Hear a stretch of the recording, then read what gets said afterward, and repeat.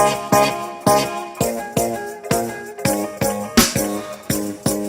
my name is Putranto, and today I'm going to be talking about my first 5 mistakes in Premiere Pro. I realize that there are a lot of these videos done out there, but mistakes vary from person to person, so especially if you're a beginner, you might learn something new today. I'm going to give you some tips, and I wish I learned these things when I started Premiere Pro, so let's get started.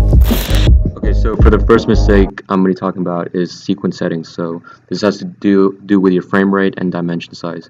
So how I started out a project when I started out with Premiere Pro was just to drag a random clip into the timeline, and the whole sequence would be based on that clip that I dragged in. So if you drag in something that was 720p, the whole thing would be 720p. Dragging something that was 60 FPS, the whole thing would be rendered at 60 FPS. So I'll show you guys why this is a problem. So I cut right here and press Shift, arrow key. So holding down Shift and you press arrow key is just basically cutting out 5 frames. So I did it twice, which cut out 10 frames because I'm putting down this preset, which you need 10 frames for. So I don't know about you guys, but that didn't look smooth at all. I don't think that was how he intended it to look. This didn't look complete. It's the best way I could put it. So what you do is you go here and then you change it to 24 frames per second, and yeah, it's fixed now. You just cut here, Shift, arrow key.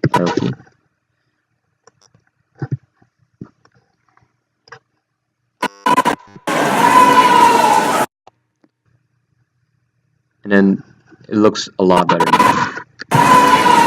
And then I'm going to tell you why. Because most people who create presets intend their presets to be used in 24 frames per second or maybe 29, but this is a rule of thumb, and an extra mistake that I've done in pretty much all my videos is you should have your sequence settings at 24 frames a second and whatever resolution you're working at. So I usually do 1080p as my maximum resolution, so 1080p, 24 frames a second. So I don't even recommend dragging in your clips unless you're sure that's the frame rate you're working with. But what you can do is you go to new sequence, and then you can go here, just go to custom 1920 by 1080, change the square pixels. Everything else is fine. You can actually save this preset to 1080 24.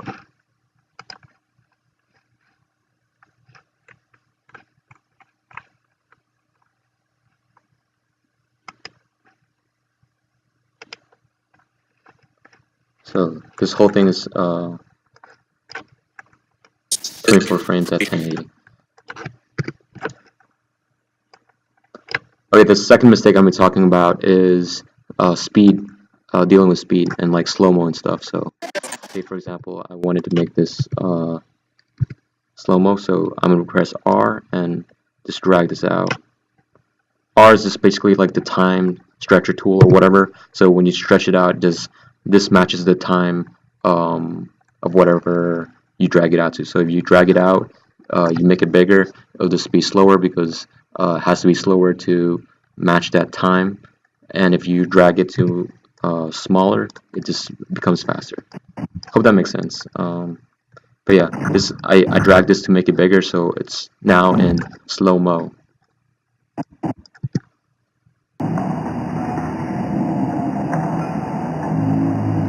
So I don't know about you guys, but that doesn't look smooth at all to me, and there's bad news here. I can't make this clip slow-mo at all. What you can do is you shoot something in production at a higher frame rate, and your sequence settings is at a lower frame rate, so you can make it smooth slow-mo. So I'm going to show you guys what I mean by that. So this clip was 60 FPS, so I can right-click, modify, interpret footage, and then I just change it to 24 frames per second, and then drag it here, and just keep existing settings. Okay, so the whole thing is slow-mo. And then if you want to change the speed or whatever, you don't cut it and change the speed like here. You can if you want, but there's a better way to do it, and I'll show you guys right now. What you do is you right click, show clip keyframes, time remapping speed, and then you just add a keyframe by clicking here. You drag your layer to make it bigger so you can see this part, and then you just drag this up to make it faster.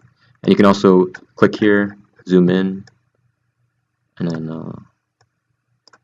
you can make it a gradual thing. So this is the beginning of where it starts to become faster, and this is when it stops becoming faster. So you can also drag this to make it a more fast change, more gradual change.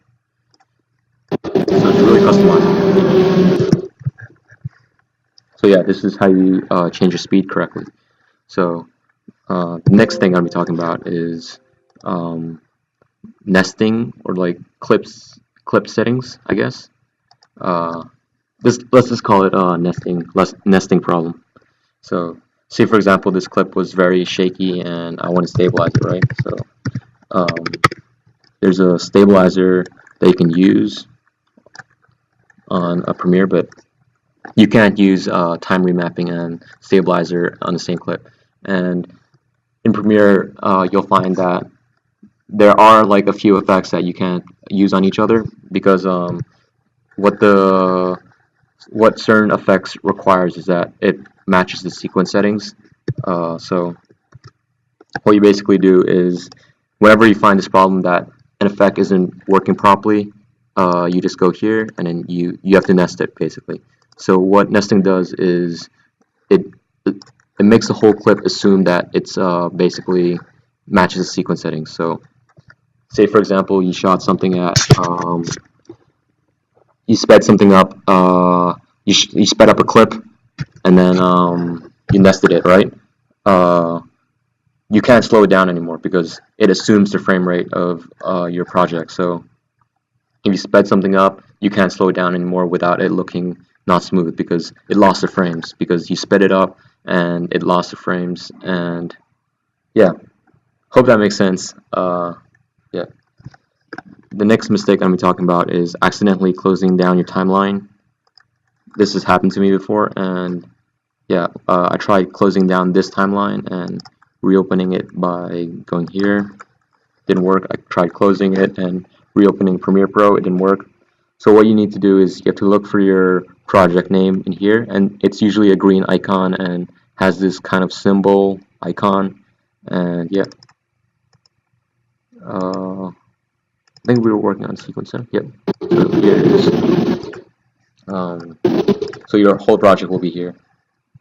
So don't worry. So let's drag in a few more clips. So I press in and then O for out.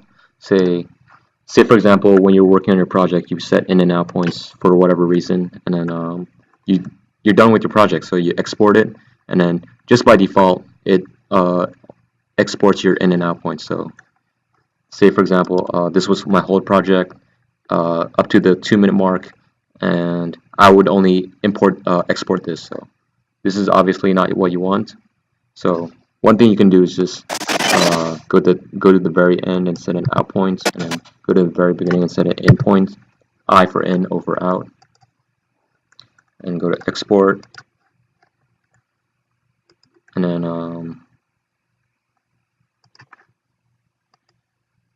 or you can just do entire sequence, which is what I do, but just in case, because by default it's in and out if you set in and out points. So if you did learn something new or you want to learn something else, please let me know down in the comments section below. I enjoy helping others out, and I don't have a lot of content to make these days, so if I get to help you guys out and make more content, that would be a win-win. And I know I'm not a professional, or I'm not a tutorial kind of channel. There are a ton out there, I realize that, but I'm just getting started in YouTube, and I just want to make different kinds of content. And yeah, I think this was fun to make, so please like this video, comment, subscribe, and I'll see you in the next video.